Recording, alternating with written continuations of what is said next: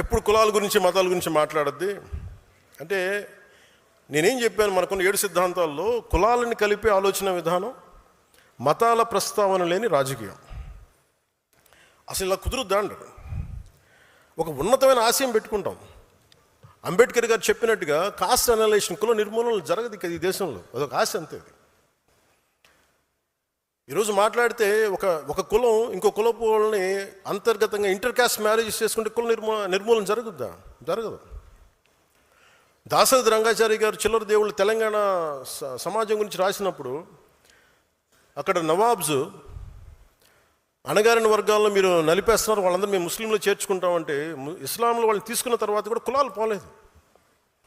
వాళ్ళకి మాకు పడదండి, మేము వేరే ముస్లిమ్స్, వాళ్ళు వేరే ముస్లిమ్స్, ఇట్లాగే ఆ కులాలు అక్కడ కూడా వెళ్ళిపోయినాయి.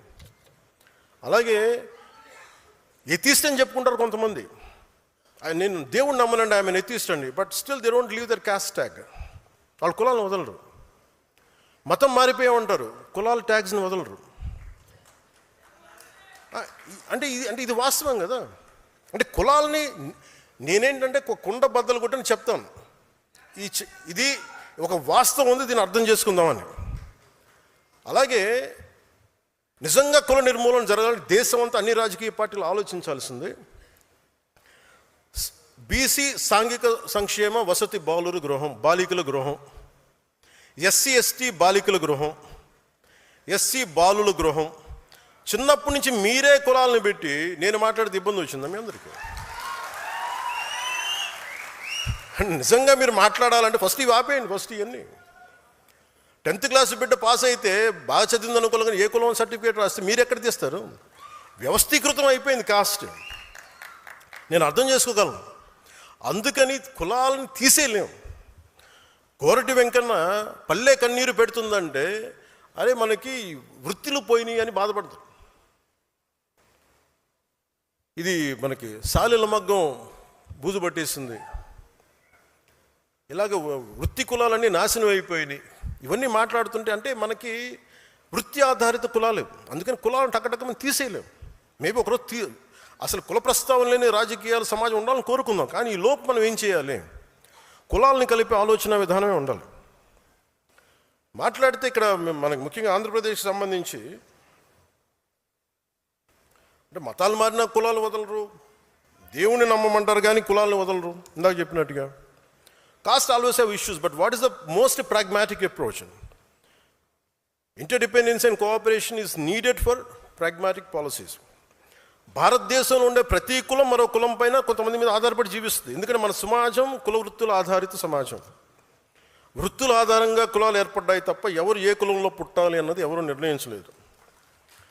నేను కూడా కులంలో పుట్టాల్సి వచ్చింది. I was Born in a cost which I cannot undo it, but I never confined to a cost because for me humanity is bigger. నేను ఈ కులంలో పుట్టానని కులానికి పరిమితం అవ్వాల. నాకు మానవత గొప్పది, మానవత్వం గొప్పది, దేశం చాలా పెద్దది. కానీ దీన్ని నేను గౌరవించాలంతే. నన్ను ఒక కులానికి పరిమితం చేయాలని ఎన్నిసార్లు ప్రయత్నించారు.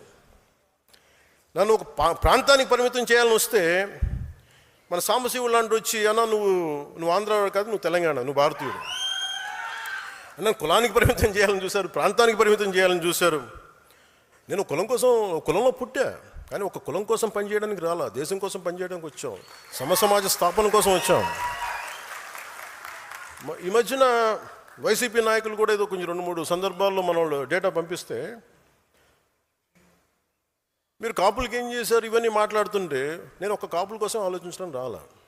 నేను రెల్లి సమాజం గురించి ఆలోచిస్తాను, మాల సమాజం గురించి ఆలోచిస్తాను, మాదిగ సమాజం గురించి ఆలోచిస్తాను, బీసీల సమాజం గురించి ఆలోచిస్తాను, అన్ని ఉన్నత సోకాళ్ళు ఓసీ కాస్టుల గురించి ఆలోచిస్తాను, అందరూ బాగుండాలని ఆలోచిస్తాను. నేను దయచేసి ఒక కులానికి పరిమితం చేయాలనుకున్నా, ఒక ప్రాంతానికి పరిమితం దాన్ని మీరు ఎదురుదాడి చేయండి. మనం అందరి కోసం పనిచేస్తాం.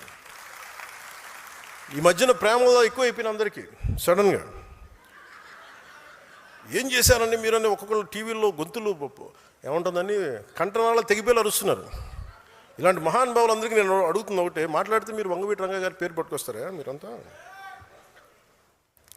ఆయన చనిపోతా నాకు ఇబ్బంది ఉంది, నా ప్రాణహాని ఉంది అంటే ఆ రోజు మీరు ఎందుకు తపన పడలా? మీరు ఎవరు చిన్న వయసులో కాదు కదా, మీరు టీన్స్లో లేరు కదా, ఇప్పుడు మీ అందరికీ 60-65 ఏళ్ళు ఉన్నాయి కదా మీ అందరికీ. అంటే ఆ రోజులు మీకు కనీసం ఒక 35 ఏళ్ళు కనీసం మీకు 25 దాటిని అందరికీ ఆయన ఇబ్బంది పడుతున్నప్పుడు, నాకు ప్రాణహాని ఉందనుకున్నప్పుడు ఈరోజు ఆయన కోసం గొంతు చించుకుంటున్న మనుషులందరూ ఏమైపోయారు? ఆ రోజున ఆయన చుట్టూ ఒక దడిగట్లాగిపోయారా? ఒక పద్మవ్యూహంలా ఉండలాగిపోయారా? అప్పుడు వదిలేశారు అందరూ. అంటే చనిపోయిన తర్వాత ఏమో ఇప్పుడు కూర్చొని కథలు చెప్తారు మీరు. మనిషిని బతికినప్పుడు రక్షించుకోలేంది చనిపోయిన తర్వాత మీరు ఎన్ని కథలు చెప్తే ఎవడు నమ్ముతాడా మిమ్మల్ని? అలాగే నిజంగా నేను ఒక కులం కోసం అంటే మరి నేను 2 చోట్లకి ఓడిపోకూడదు కదా లెక్క ప్రకారం. భీమవరంలో ఓడిపోకూడదు, గాజువాకలో ఓడిపోకూడదు, కులం అంతా వేస్తే అలా ఈరు. That's a point I want to make. అలాగే కన్షీరామ్ గారు వచ్చినప్పుడు తిలక్ తరాజ్ తల్వార్ ఇంకో జూతే